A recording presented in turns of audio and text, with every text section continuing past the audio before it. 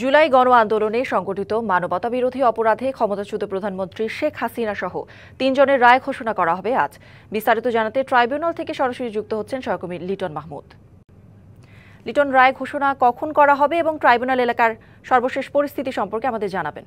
কাঞ্জুম, আপনাকে ধন্যবাদ। যেমনটি বলছিলেন, মানবতা বিরোধী অপরাধের মামলায় সাবেক প্রধানমন্ত্রী শেখ হাসিনা সহ ৩ জনের বিরুদ্ধে আজ রায় ঘোষণা করা হবে। রায়টি বেলা, আমরা যতদূর জানতে পেরেছি ট্রাইব্যুনাল থেকে, বেলা ১১টার দিকে এই রায়টি ঘোষণা করা হবে। বেলা ১১টার দিকে গোলাম মুর্তুজার নেতৃত্বাধীন ৩ সদস্যের যে বিচারক প্যানেল রয়েছেন তারা আদালতে উঠবেন এবং এর পরপরই আসলে রায়টি ঘোষণা করা হবে। এই রায়কে ঘিরে একরকম বলা চলে ট্রাইব্যুনালের চারপাশ করা নিরাপত্তার যে চাদর, সেই চাদরে ঢেকে ফেলা হয়েছে।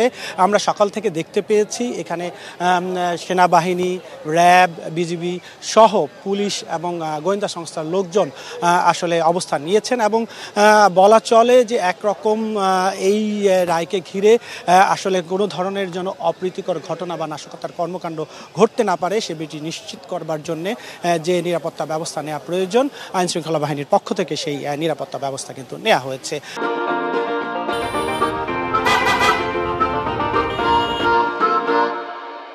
আমরা আইনশৃঙ্খলা বাহিনী যারা এখানে দায়িত্বে নিয়োজিত রয়েছেন তাদের সঙ্গে কথা বলেছিলাম। তারা যে বিষয়টি বলছেন যে এই রায়কে ঘিরে নিরাপত্তার বিষয়টি মাথায় রেখে ৩ স্তরের যে নিরাপত্তা ব্যবস্থা সেটি কিন্তু তারা নিয়েছেন এবং সেই অনুযায়ী আসলে আমরা সকাল থেকে দেখেছি এখানে হাইকোর্টের যে প্রধান ফটক রয়েছে সেই ফটকের দিয়ে যারা ভিতরে প্রবেশ করেছেন তাদের সবাইকে কিন্তু তল্লাশি আসলে যে বিষয়টি সেটি কিন্তু হচ্ছে গিয়ে পার হয়েই হাইকোর্টের ভিতরে প্রবেশ করতে হয়েছে এবং এছাড়াও যারা হচ্ছে গিয়ে ট্রাইব্যুনালের ভেতরে প্রবেশ করেছেন, অর্থাৎ যেখানে রায়টি ঘোষণা করা হবে সেখানেও কিন্তু তাদের সবাইকে, গণমাধ্যম সহ অন্যান্য যারা প্রবেশ করেছেন ট্রাইব্যুনালের সংশ্লিষ্ট তাদের সবাইকে কিন্তু তল্লাশি চৌকি আসলে পার হয়েই ভেতরে প্রবেশ করতে হয়েছে।